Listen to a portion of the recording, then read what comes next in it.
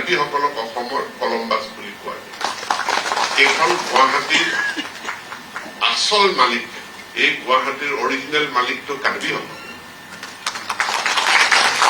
গুৱাহাটীৰ পৰা পঢ়াই পালে আমি সোণাপুৰ পালো, ডিমৰীয়া পালো, সেইফালে পাহাৰ পালো। কিন্তু ইতিহাসটো পাহৰি যাব নালাগে, ইভাবে ৰেছপন্সিবিলিটি। এতিয়া আৰু আমি আগত জনজাতি মানুহৰ স্বভাৱেই আছিলে কৰবাত অসুবিধা পালে বেলেগ জেগাত গুচি যায়।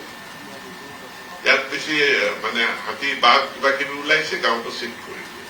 কৰবাত আছিলে বৰষুণ, এক বছৰ বৰষুণ নিদিলে তাৰ পৰা গাঁৱটো উঠি গৈছে, ভাবিলে ইয়াত আৰু বৰষুণ নিদিয়ে, কিন্তু পিছত আকৌ বৰষুণ দিছে। কৰবাত নদী আহি গল, বেলেগত গুচি গল।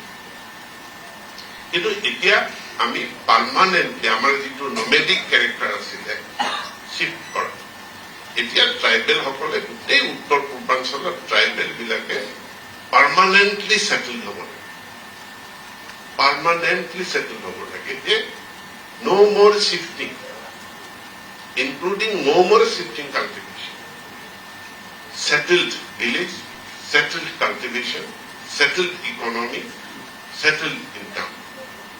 আমি তাত আৰু তাত যোৱাৰ কাৰণে এই কাৰ্বি ৱেলফেয়াৰ অট'নমাছ কাউন্সিল ই এটা ইনষ্টিটিউশ্যন।